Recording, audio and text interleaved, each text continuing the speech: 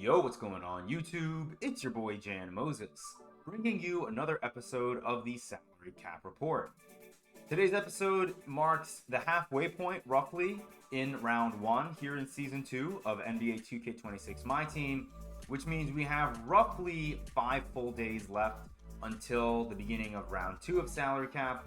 So if you are grinding for this season 2 mode completion event card that you earn at 2,500 points, or rather the shattered prize piece that you're going to need 3 of in order to get that season 2 mode completion event card, well, you only have 5 days left to hit 2,500 points.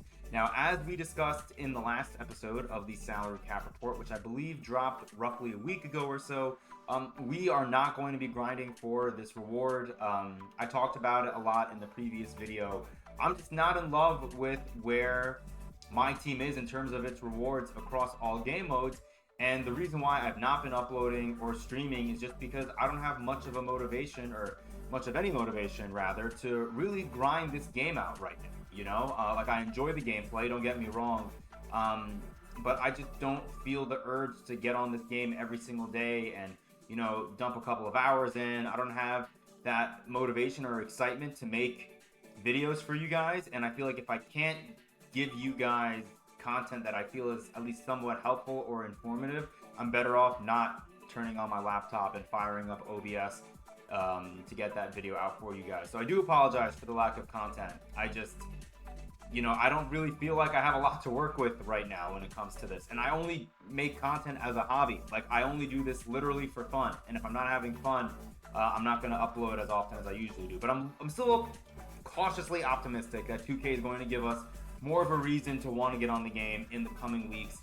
Shout out to all the people who have been pushing this players over profit movement. It's been really nice to see the community somewhat aligned, even though I was kind of pessimistic about how long people would hold out. There are a lot of people that are pointing fingers at each other for ripping packs for, you know, this past Friday's Ignite set that came out with Pink Diamond Kevin Durant. You know, I mean, if you just look right here down below, we're seeing a number of people that are opening up these Ignite packs. I mean, this is going to happen, you know, like, you can't expect everyone in the community to be on the same exact page and not rip packs, because people are going to rip packs. That's just, you know, the way it works with MyTeam. Like this, you know, how I talk about making YouTube as a hobby for me, there are people who just genuinely treat MyTeam as like their number one hobby, and they have, you know, money that they have to throw around, and they're just going to dump into this game because they like ripping packs. It is what it is, you know what I mean? But anyways, I'm still here to make this video for you guys because I do want to make my lineup updated in case I do end up grinding out some more salary cap, because, you know, while I'm not going to be grinding for 2,500 points to get that shattered prize piece for that season 2 mode completion event card for reasons that we discussed in the previous video, there's nothing to really put that mode completion event card towards of value, in my opinion. I might end up still trying to grind for 2,000 points to get that 10,000 MT, especially because when I won the only salary cap offline game that I played this past week, I ended up getting 93 points, which is like 30 or so points more than I would normally receive after winning a game in salary cap offline against the highest difficulty opponent. So the one that I have highlighted right here on the bottom right hand corner of your screen. Assuming that stays the same, that's actually really nice, because now, you know, 90 points, getting that after every single win makes playing offline, I think, much more palatable. I will enjoy playing salary cap offline more if they end up keeping this. And then that strategy that I shared with you guys in season 1 of maybe in the first week of salary cap, when all the sweats are duking it out to try to get to, you know, 2,500 or 5,000 points, whatever their benchmark is, you can just grind salary cap offline, and as long as you're good at playing against a CPU, you can guarantee yourself, now in this case, 90 points or so per win, and you're gonna get, if you play the game mode enough, you can probably get like halfway towards that 2,500 point total goal that you need, and then all of a sudden you're not gonna have to play nearly as many online games. It's gonna make the salary cap experience, I think, in general, a much more healthy one, where you're not gonna be, you know, wanting to bash your head into the wall when you play against sweat after sweat after sweat.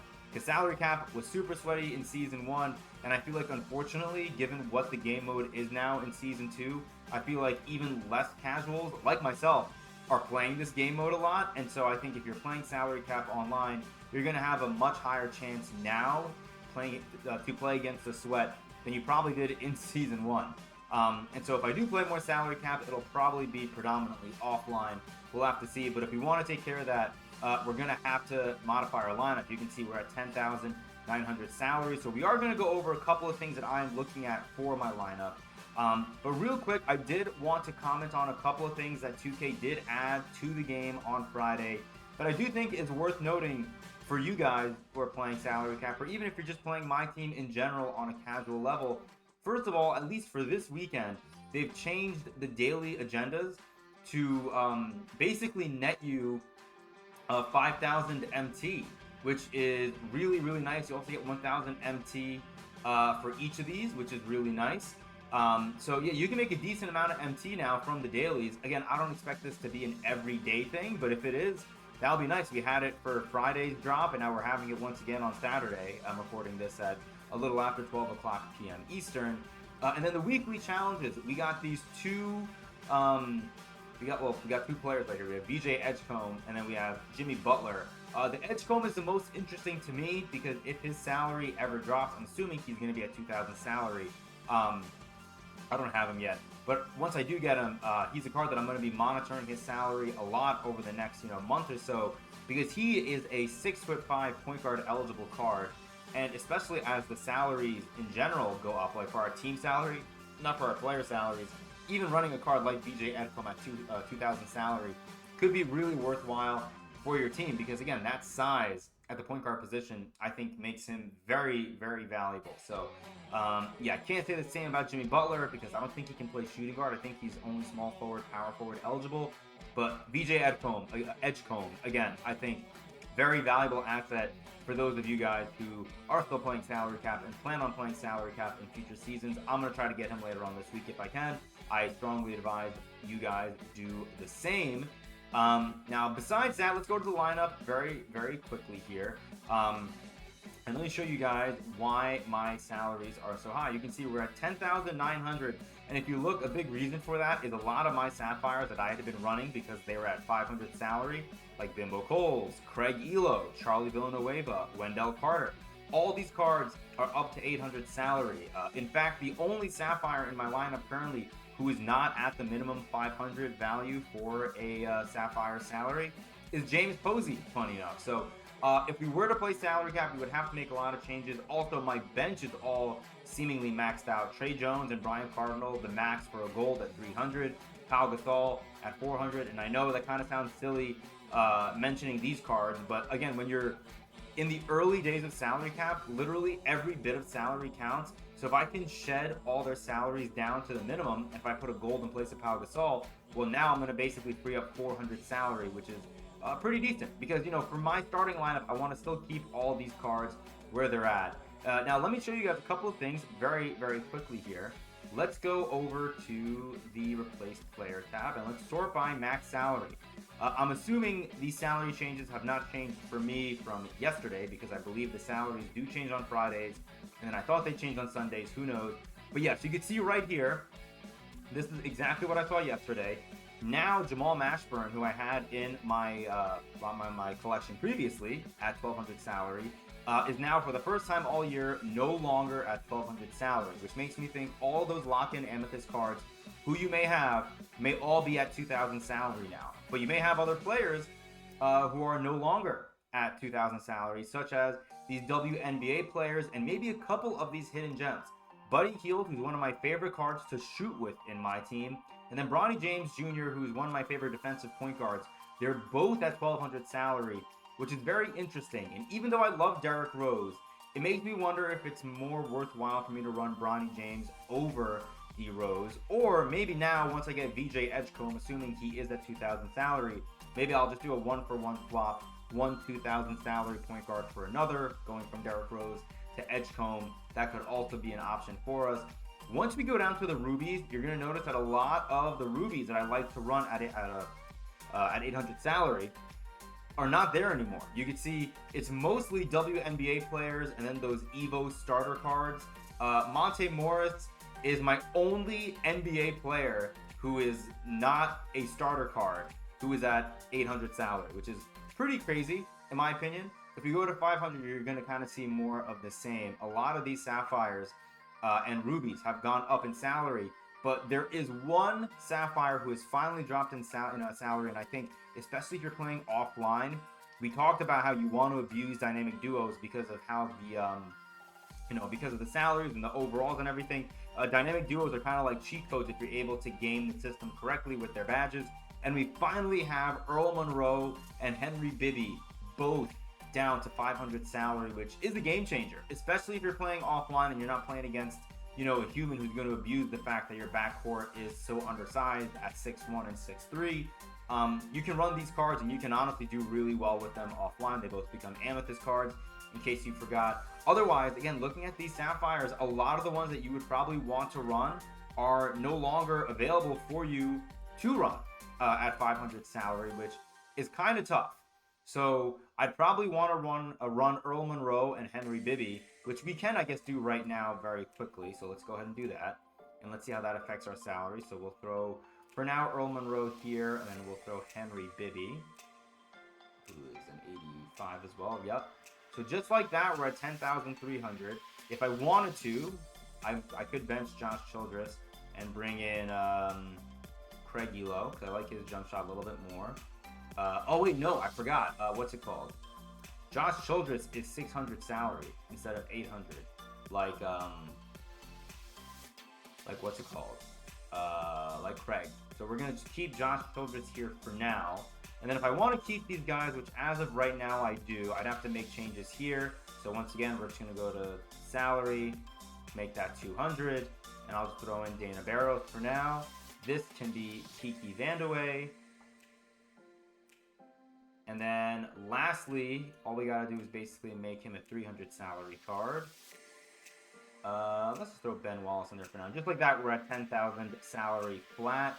Now, one other thing I want to check out really quickly is how much salary is Keontae. Is Keontae George still 400, or did he go up to 500?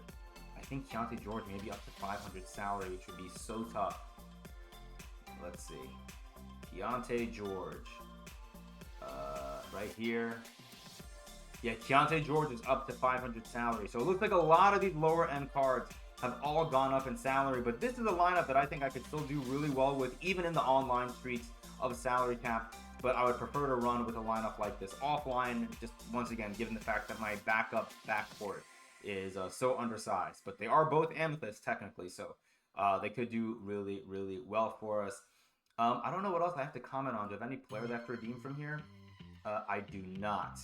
Marcus Smart, I was debating keeping him, but then I ended up selling him for almost 41,000 MT. I just feel like that's too much to pay for a card in Marcus Smart, who, yes, he's going to be a great point guard for you in salary cap, but I'd rather have the 41,000 MT. And we just got a card in VJ Edgecombe. I feel like every couple of weeks, we're going to get a new point guard that we could run in salary cap who's going to be really, really effective. Like, I'm sure VJ Edgecombe is not going to have the same defensive versatility as a card like Marcus Smart will have, but Edgecombe has the height that Marcus Smart, I think, does not. I think Smart's like 6'3" or 6'4". Edgecombe only an inch or two taller, but he's free. He's going to save me 41,000 MT. I'd rather have that. I don't think Marcus Smart is necessarily 41,000 MT better than VJ Edgecombe, if that makes sense.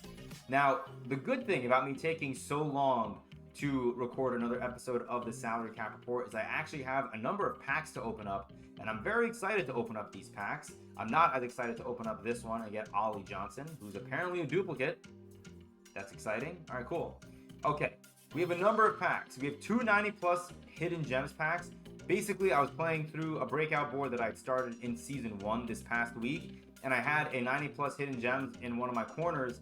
And because I wanted to duplicate that reward, I ended up going through a triple threat warp, because in case you guys don't remember from the beginning of Season 1, if you go through a triple threat or a current portal, whatever rewards you had on your first breakout board are going to be duplicated on all the corners. And so I was able to guarantee myself another 90+ Hidden Gems, which is really nice. We also have our Wild Gem packs, which I totally forgot I still had from Tuesday. And we have a Wild Gem super pack that I think we got from a locker code. So we have a lot to go through. Let's go ahead and open up some of these. We'll start with this Rainmakers base pack. While we're going through this, let me know in the comments down below, what are you guys up to in MyTeam? Are you guys still playing MyTeam? If you are, what are you guys playing in MyTeam? Are you guys still having fun? Like, I'm so curious because a lot of people are obviously very frustrated with the state of the game. I am too. I have been kind of busy this past week, which is why I haven't been playing. But also when I have had time to play, I've honestly been prioritizing playing Pokemon ZA. I've been enjoying the heck out of that game. As we get Hidden Gems Tom Burleson, which is actually great because I already have him. And I have him unauctionable because he's a hidden gem. So we can put him into the exchange for this Wild Gem option pack, which I will gladly take. So thank you 2K for giving me a hidden gem there. I will gladly take that. Okay, let's go through these Wild Gem packs. Let's see if we can get a player in one of these packs that will be usable for us in salary cap. And if not, we can use these players towards that DeAndre Ayton. We get Yi Jin Lian as a goal. I mean, I'm probably not going to use him in salary cap, but that's at least a fun card to possibly run offline if he has, you know, any bit of a three-point shot. But yeah, worst comes to worst, we can just use the Sapphire and Rubies from these packs towards the DeAndre Ayton. So in a way, I kind of hope that we don't get any good pulls out of the Ruby and Sapphire. We get Sam Perkins, who's probably an okay shooter from 3. Let's get that 84 plus out of the way now. Let's see. There aren't really a ton of Sapphires who I'd love to see here. You know, I would like to see Tony Roten or like Josh Richardson would be great to see here as well. We get Kelly Tripucka, which could be interesting. His gold card's actually a lot of fun to shoot with offline. Anyways, here we go. 87 plus Wild Gem. Give me a Mario Chalmers. Give me Austin Rivers. Give me Yusuf Nurkic. Come on, 2K. Bless your boy. Elton Brand. I think I already have him. I don't. All right, well, cool. I mean, look, I'm not mad at it because he's going to go right towards DeAndre Ayton. I have zero interest in running Elton Brand in any capacity. Okay, let's get this Wild Gems Super Pack out of the way, I guess right now. Let's see what we get out of this Wild Gems Super Pack. No shake.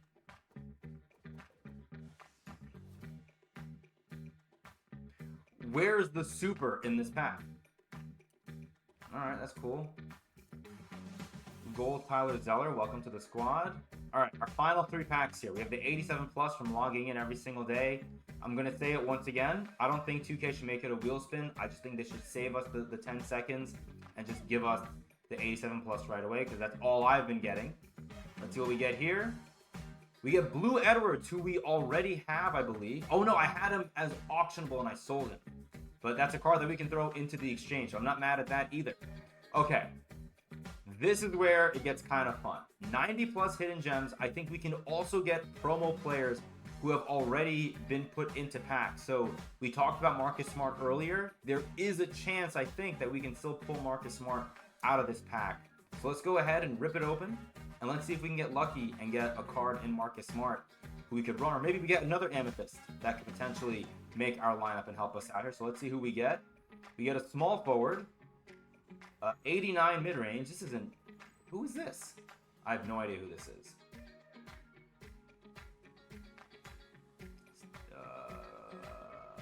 Is that Fred something? I have no idea who this is. He looks like Fred, but I forget Fred's last name. It's not Fred Jones.